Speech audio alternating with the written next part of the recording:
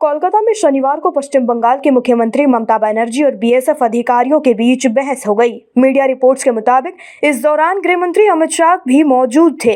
ये वाकया हावड़ा में ईस्टर्न जोनल काउंसिल की बैठक के दौरान हुआ। ममता बीएसएफ की बॉर्डर के 50 किलोमीटर अंदर तक कार्रवाई के अधिकार देने से नाराज हैं। ममता का कहना है कि इससे आम लोगों को परेशानी हो रही है। केंद्र सरकार ने नए कानून के तहत बीएसएफ को इंटरनेशनल बॉर्डर से 50 किलोमीटर तक के इलाके में कार्रवाई करने का अधिकार दिया है। इसके लिए मजिस्ट्रेट के आदेश या वारंट की जरूरत नहीं होगी।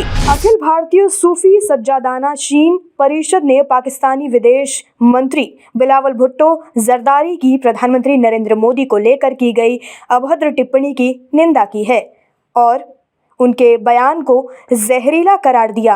बिलावल ने संयुक्त राष्ट्र में एक प्रेस कॉन्फ्रेंस के दौरान भारत और प्रधानमंत्री नरेंद्र मोदी को लेकर आपत्तिजनक बयानबाजी की थी। बिलावल के बिगड़े बोल पर भारत के लोगों में खासा नाराजगी है। भारत ने बिलावल की अभद्र टिप्पणी को अवसाद में दिया हुआ बयान करार दिया है।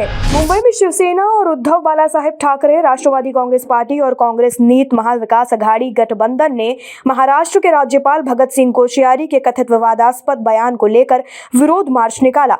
पिछले दिनों कोश्यारी ने एक कार्यक्रम में कथित तौर पर मराठा साम्राज्य के संस्थापक छत्रपति शिवाजी महाराज को पुराने जमाने का आदर्श करार दिया था। कोश्यारी की टिप्पणी को लेकर राज्य में विपक्षी दलों की ओर से लगातार रोष जाहिर किया जा रहा है। इसी कड़ी में शनिवार को पूर्व मुख्यमंत्री उद्धव ठाकरे और एनसीपी प्रमुख शरद पवार की ओर से कोश्यारी को लेकर तीखी प्रतिक्रिया आई। सुप्रीम कोर्ट से राहुल गांधी को राहत मिली है। सुप्रीम कोर्ट ने उस याचिका को खारिज कर दिया है जिसमें राहुल गांधी के वायनाड चुनाव को चुनौती दी गई थी। जस्टिस एस बोपन्ना और न्यायमूर्ति दीपांकर दत्ता की पीठ ने सीरता एस नायर की याचिका को ठुकरा दिया, जिन्होंने केरल उच्च न्यायालय के 31 अक्टूबर 2019 के फैसले के खिलाफ उच्चतम न्यायालय का रुख किया था। केरल उच्च न्यायालय ने भी वायनाड और एर्नाकुलम में लोकसभा चुनावों को चुनौती देने वाली उनकी याचिकाओं को खारिज कर दिया था। सुप्रीम कोर्ट ने 2 नवंबर 2020 को अभियोजन की अनुपस्थिति के आधार पर राहुल के चुनाव को चुनौती देने वाली नायर की याचिका खारिज कर दी थी। भारत की अग्निवी मिसाइल की ताकत, जिसकी जद में पूरा बीजिंग समा सकता है, उसका परीक्षण कर लिया गया है। अग्नि 5 बैलिस्टिक मिसाइल का पहली बार 5400 किलोमीटर की पूर्ण परिचालन सीमा पर परीक्षण किया गया।